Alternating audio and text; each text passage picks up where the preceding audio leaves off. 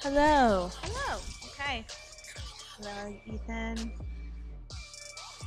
David, are you sleeping or are you watching? Oh, okay. You look like you're sleeping. Yeah.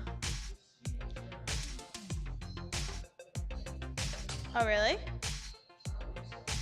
Oh. Maybe. Don't you remember who you sat next to? Okay. Well, you'll figure it out. Good morning, everyone. Good morning. 3 more minutes. Oh, is the seating chart, Mr. Shin? Is the seating chart out there? The seating chart for the students?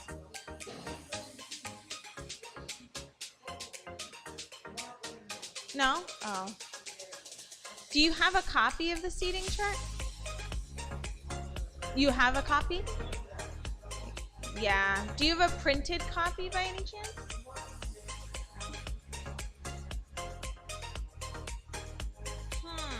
Okay. Let me see. Okay, guys, have a seat. Sit in roughly your area, and then as people come, that is not your area, that is not your area, that is not your area. You put your backpack, you know exactly where you're sitting.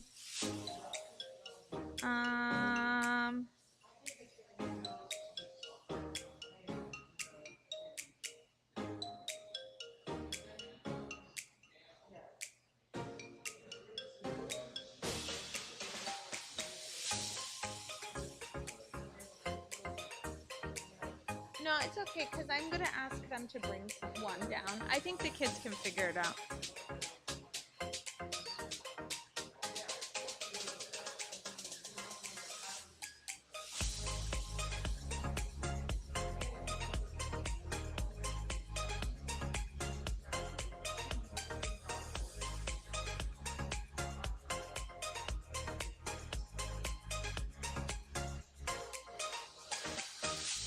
Okay, guys, sit in your seats, please. Sit in your seats. We will start very soon. Very soon we'll start. Have a seat. Sit in your spot. Your spot. Okay. Where are all the dorm students? Okay, we'll give it one more minute. One more minute. Have a seat. Sam, have a seat. Does anyone know where Sam sits? Daniel, in relation to you, where did... No. Not there. Where does Sam sit? In front of you? Do you guys know? Wait, where's your seat? Yoshito sitting. Everyone's sitting.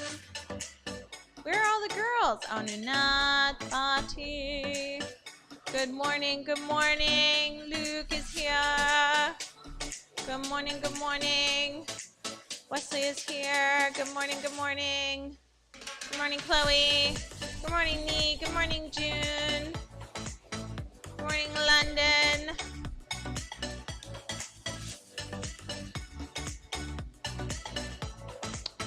Okay, let's put away our phones. Let's put away our computers. Put away your second phones because I know you have them. Shh. Can I have everyone's attention, please? Shh. Put away your phones. Put away your phones. Put away your phones. Okay. Everyone's phone's away. Just why your phone is away. Your second phone is away. Okay, good morning, everyone.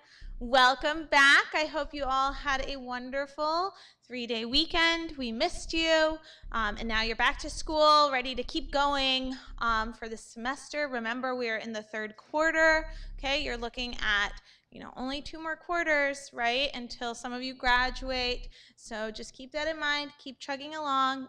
Talk to your teachers, okay? If you need help or if you're not sure of things, make sure to communicate. That's really important, okay? So this morning, I wanted to reflect on why we had off yesterday. Okay, yesterday we had off because it was Martin Luther King Jr.'s day. Okay, and he was an iconic historic figure, not only in the U.S. history, but also in the global history as well. He really came in and said what needed to be said, and everyone was able to hear him, and he really made his mark on history.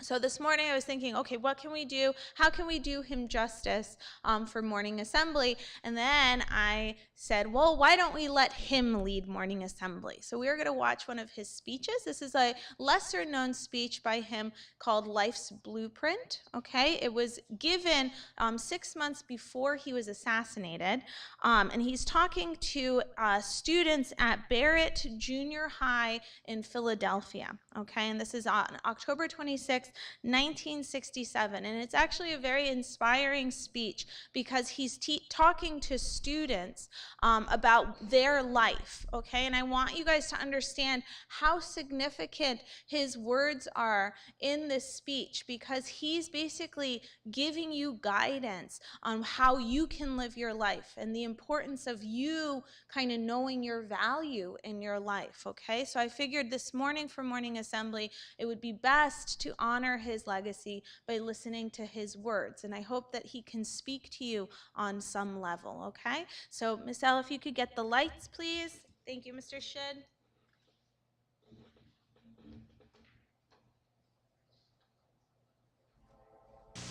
This is the most important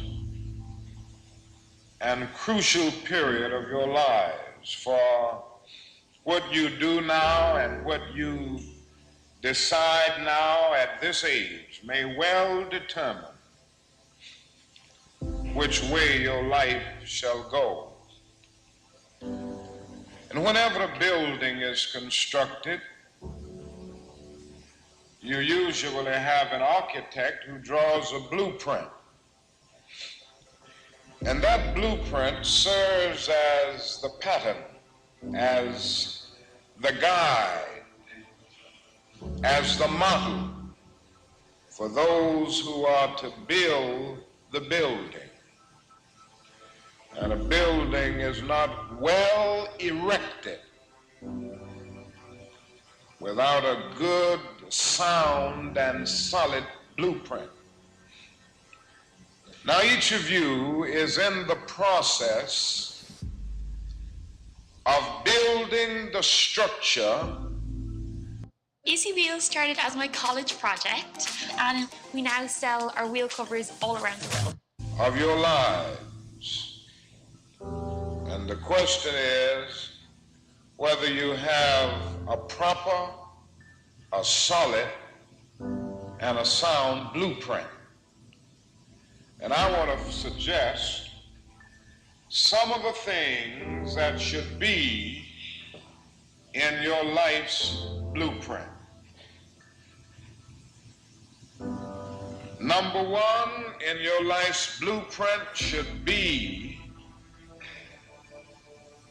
a deep belief in your own dignity, your own worth, and your own somebodyness. Don't allow anybody to make you feel that you are nobody. Always feel that you count. Always feel that you have worth. In your life's blueprint, you must have, as a basic principle, the determination to achieve excellence in your various fields of endeavor. You're going to be deciding as the days and the years unfold what you will do in life, what your life's work will be.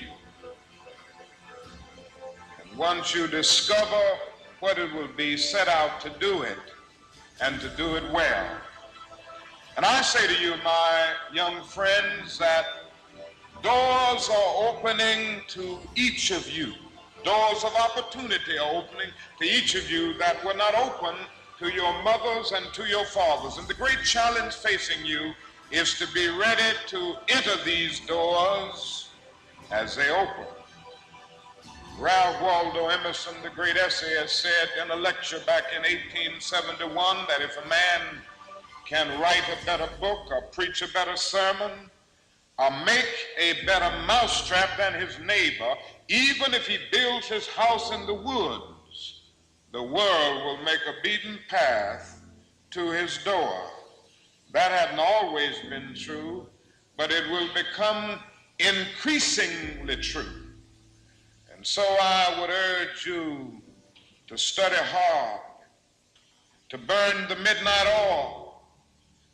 I would say to you, don't drop out of school, and I understand all of the sociological reasons why we often drop out of school. But I urge you, in spite of your economic plight, in spite of the situation that you are forced to live so often with intolerable conditions, stay in school. And when you discover what you're going to be in life, set out to do it as if God Almighty called you at this particular moment in history to do it. And just don't set out to do a good Negro job, but do a good job that anybody could do. Don't set out to be just a good Negro doctor, a good Negro lawyer, a good Negro school teacher, a good Negro preacher, a good Negro barber, a beautician, a good Negro skilled laborer. For if you set out to do that, you have already flunked your matriculation exam for entrance into the University of Integration. Set out to do a good job and do that job so well that the living, the dead, or the unborn couldn't do it any better.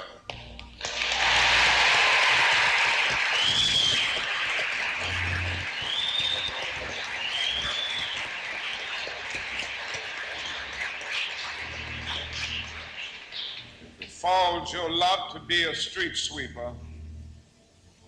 Sweep streets like Michelangelo painted pictures. Sweep streets like Beethoven composed music. Sweep streets like Leontine Price sings before the Metropolitan Opera. And sweep streets like Shakespeare wrote poetry. Sweep streets so well that all the host of heaven and earth will have to pause and say, here lived a great street sweeper who swept his job well.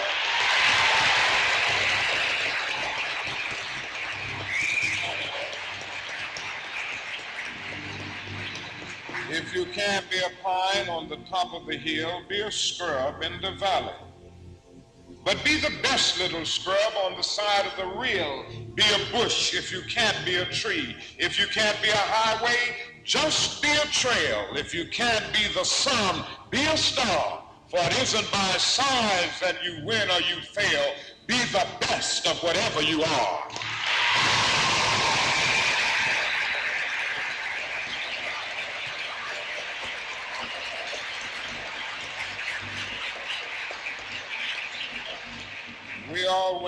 We already have some noble examples of black men and black women who demonstrated to us that human nature cannot be cataloged.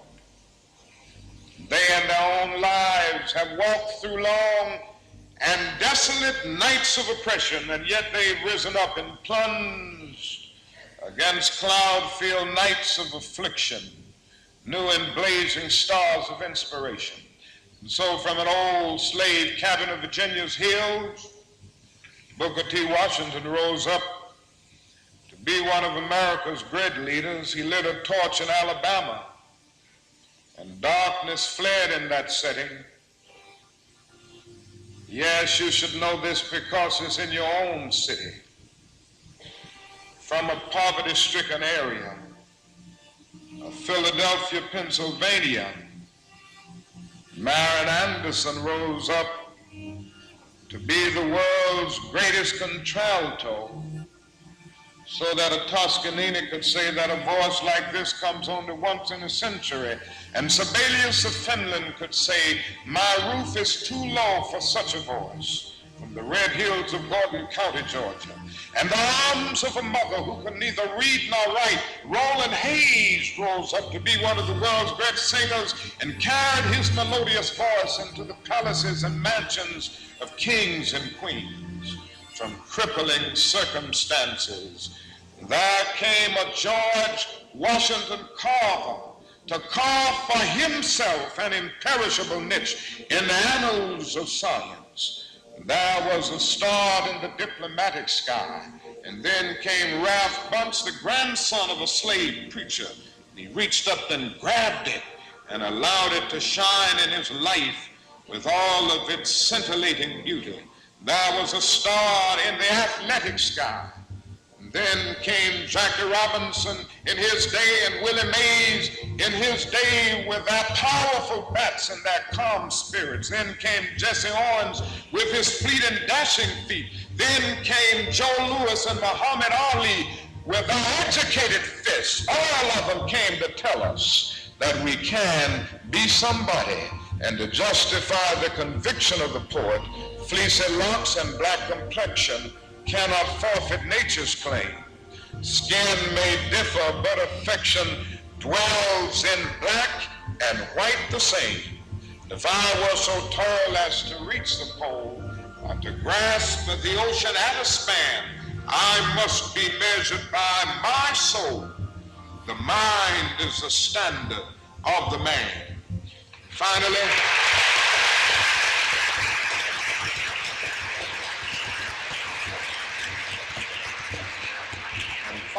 in your life's blueprint must be a commitment to the eternal principles of beauty, love, and justice. Don't allow anybody to pull you so low as to make you hate them.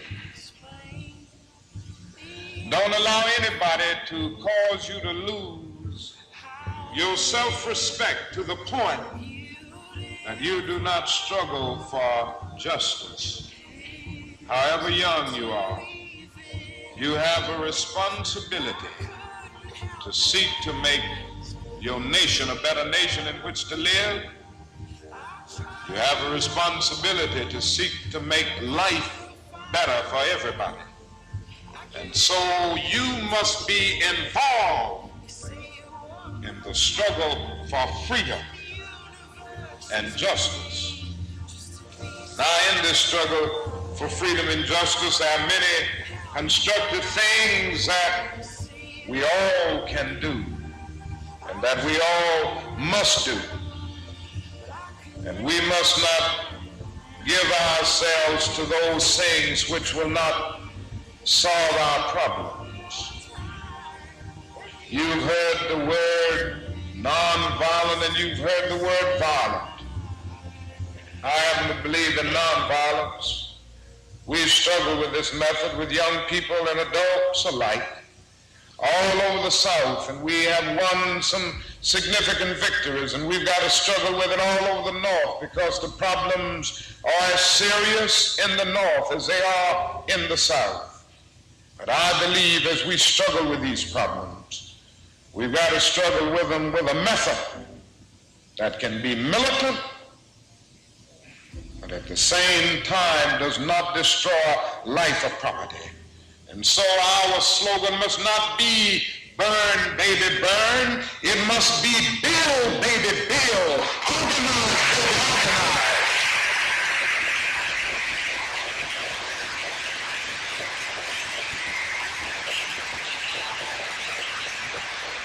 Yes, our slogan must be learn, baby, learn, so that we can earn, baby, earn.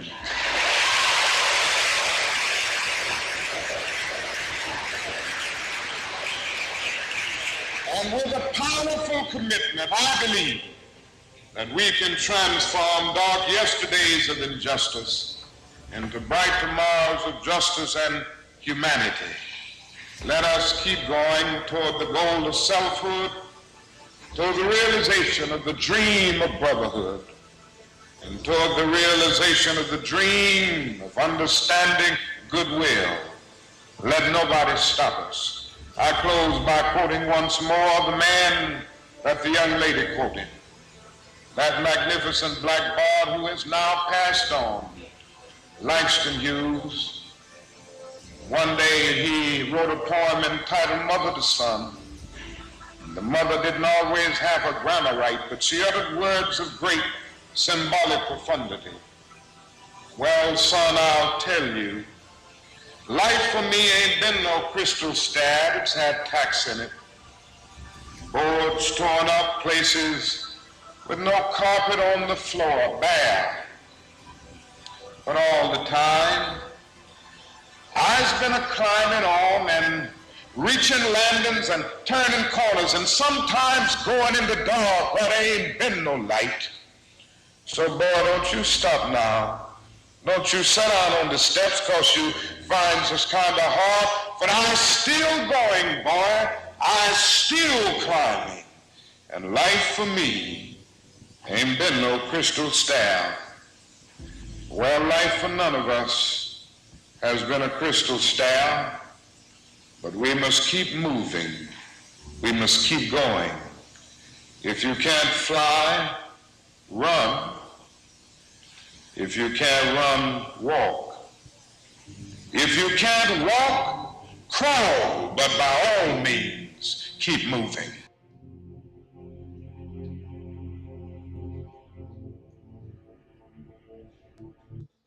Okay, thank you.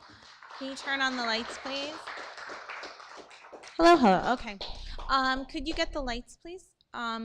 Okay, so I hope you can ponder his words. Okay, they're just as meaningful and purposeful now as they were when he was speaking them. Okay, and think about where history has led us and where history has taken us. So I really want you guys to think about these words, ponder your own blueprint. Okay, the beginning of the school year, I talked to you guys about you're building a foundation for the house that you don't know what kind of house it's going to be. Okay, you don't know if you're going to build a skyscraper, a cabin in the woods, or build a mansion, okay, or a cottage, but you are building a foundation for whatever is to come right now. Okay, so consider that and don't sell yourself short. Okay, so I want you to ponder that, and I hope that these words spoke to you on some level. Okay, he was a great American, great human being. Okay. On that note, I don't have any other huge announcements other than we have block scheduling, Miss L, next week. Not this week, but next week. So just keep that in mind. This week is a normal week, but the following week we will have block scheduling. Okay. Any other announcements? I don't think so. Okay. Have a wonderful week.